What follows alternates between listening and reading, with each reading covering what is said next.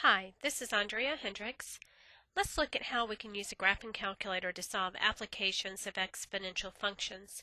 Quite honestly, this is not a new skill, but some of the problems have numbers that get rather large, so I just want to make sure you're comfortable with setting the appropriate window to be able to find what you need on the calculator. So I have selected the problems that I did in the lecture video for this material. 15,000 equals 10,000 times 1 plus 0.03 over 4 raised to the 4t. And the question is, how can we use the calculator to solve this problem? Well, if you recall, on the calculator we could do several things. We can do either the point of intersection, or we can do the X Intercept method. So let me just show you the point of intersection. We would enter 15,000, which is the left side of the equation, into y1, and the other side into y2, which was 10,000,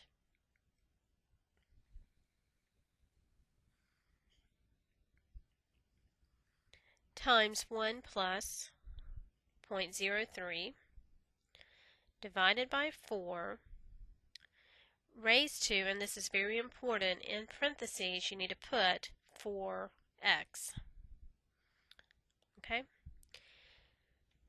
Because you want that whole base to be attached to the 4 and the x. So what I would need to do is think about the graph of this. 15,000, y equals 15,000 is a horizontal line through 15,000.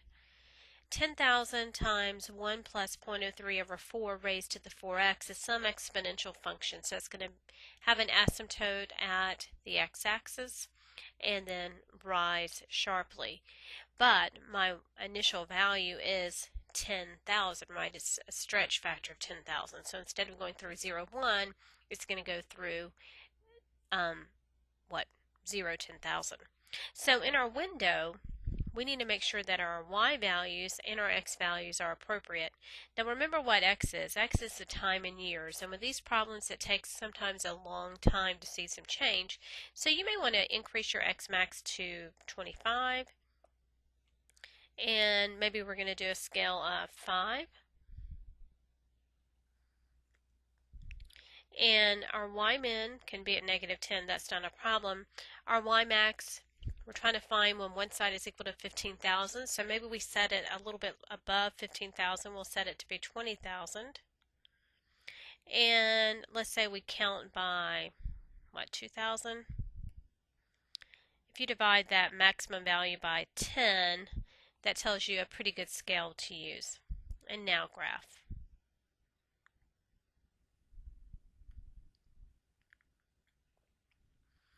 Okay, so what are we looking at here? This is my x-axis and my y-axis, right?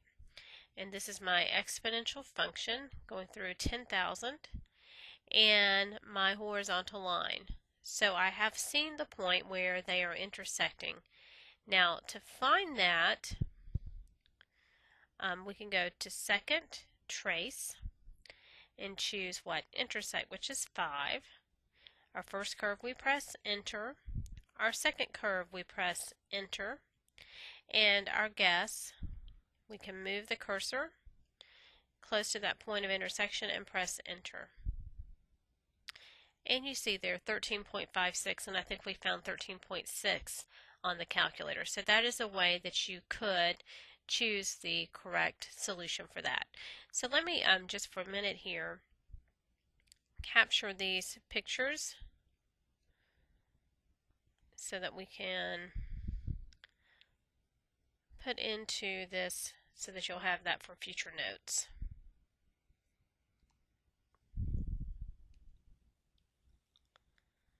Okay, so this is the one here, and I'm also going to capture those window settings.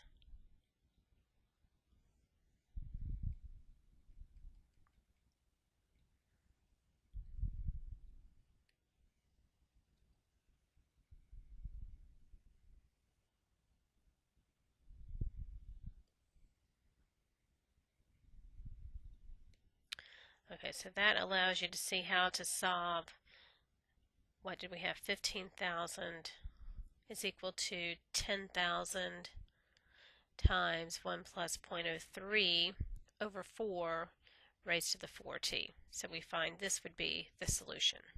Okay. So let's go back to the other problem. 15,000 equals 10,000 times e to the 0.03t. So not too different. We need to change our equations that we have entered. So we have 15,000, and then we have 10,000. And let me delete some of this out here. Okay, so now we have 10,000 times e. To get e, we have to do second ln, and e to the 0.03 t, or x in this case. Okay, and now we can graph. So we see a very similar graph, which should not be a surprise if we do second trace and 5, enter, enter, and guess. We get 13.5. Okay? So let me take a snapshot of that.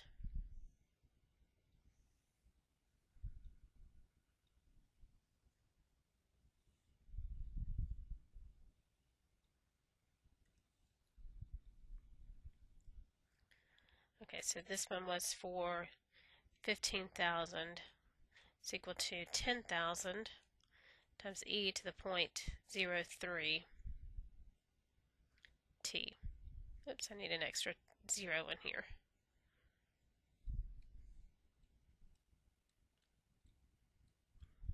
Okay, so that was using the intersection of graphs. For the other two, I'll refer you back to the X Intercept method just to make sure you remember that.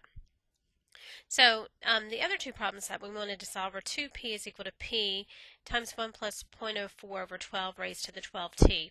Well, the one problem with this is I can't have the variable p as well as t. So you would actually have to rewrite this as 2 is equal to 1 plus 0.04 over 12 raised to the 12t. Okay? Now, and we do that again by dividing by p. So if I wanted to use the X Intercept method, I would have to say 2 minus, in parentheses, 1 plus 0.04 over 12 raised to the 12t is equal to 0. And so on the graphing calculator, in my y equals, I'm just going to enter one expression, right? So I'm going to enter 2 minus, what was that? In parentheses, 1 plus 0.04 divided by 12, close parentheses, raised to, in parentheses, 12 times x. Okay? So let's think about what this would look like. We're going to have to change our window setting. And we're going to go back to our standard window and see if that will help with us.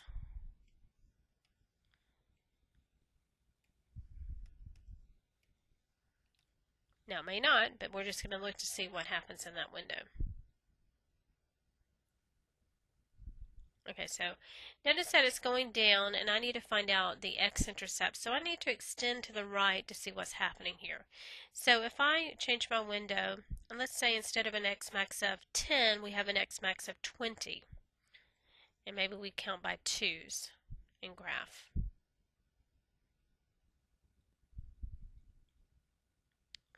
Okay, I think I have my x or my 0 on here. It looks like it. So if I do second and trace and choose option 2, my left bound is okay. My right bound is going to be where the y values change to be negative.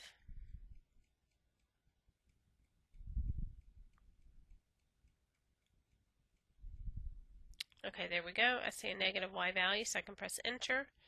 And my guess is here at 17.35. Okay?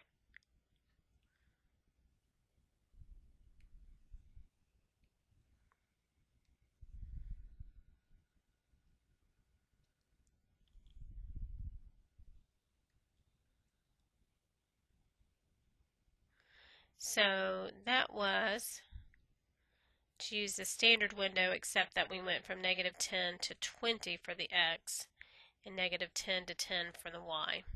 Okay? So I can write it like this, negative 10 to 20, negative 10 to 10. So here we, instead of saying 2 equals 1 plus 0.04 over 12 raised to the 12t, we did 2 minus that. Okay, and then the last problem is going to be very similar to that. It just deals with the base of e.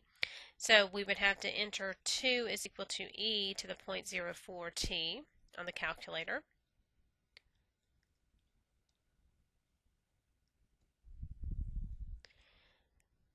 And also, because we are doing the X Intercept method, let me take all of this out. So we want to do 2 minus e raised to the 0.04x, close parentheses, and then graph.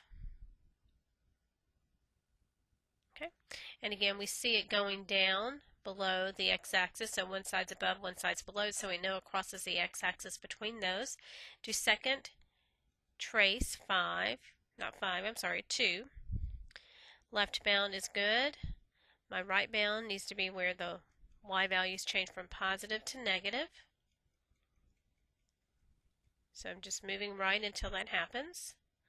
And we're close to that. There we go. And my guess. Okay, so we see 17.3 for the solution to this equation.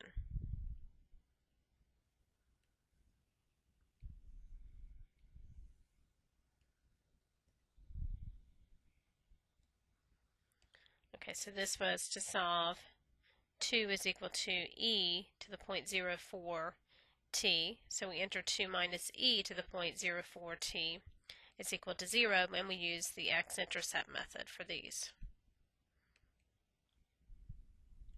Okay. So if you have any questions about how you can use the graphing calculator, don't hesitate to contact me. Thanks.